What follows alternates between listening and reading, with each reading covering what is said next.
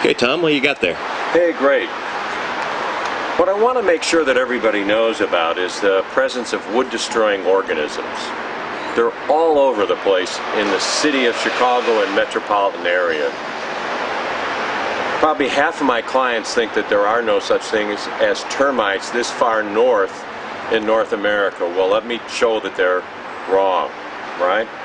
So here's a board from an older home that I pulled out of the home with the seller's permission after my inspection.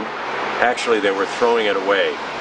So this is what it looks like on the surface, and if you want to take a closer look, something you can check for in your house, this is what it looks like once the termites begin to eat into the board. You can see that they create all these tunnels and hollow areas.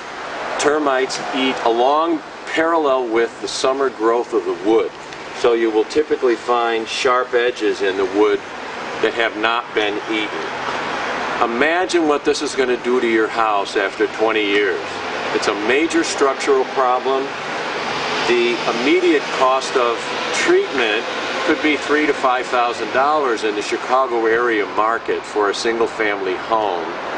And the presence of wood-destroying organisms like termites, like carpenter ants, and powder post beetles is typically enough for many of my clients to either cancel the deal on the purchase or to demand repair.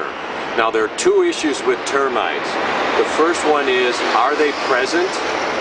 The second one is, what's the structural damage that they've caused? So you've got to investigate this regarding your own purchase or your own home. If you can see any lumber like this in your backyard or in your home or in your garage. Termites are commonly found all over Chicago. We find them extensively in Hyde Park, in Old Town, in Rogers Park, in Arlington Heights. They're all over the place, along the lakefront. And remember, termites were here before we were, so they've got the ground and the turf. It's impossible to get rid of them fully from a neighborhood, but you can protect your house. Can I ask you a couple questions? Sure. One, do you tend to find these in older homes, or can you find them in brand new or newish homes as well? Right. Well, the statistics are that these tend to be more common in newer homes where the lot was cleared and the contractors bulldozed the lumber into the ground before they built the new home.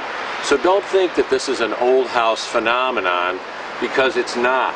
Something can look like this on the surface, but underneath can be completely eaten away. And in fact, it's more common to find these on new homes than older homes. The other question I would have is, if these tend to be a neighborhood phenomenon, if you find out that there are other houses in a neighborhood that have been having termite problems, is that the point at which you need to start checking into the house that you're looking at or the house that you own, because they're probably spreading? That's correct. That's a great assumption, and that's how you should approach this issue.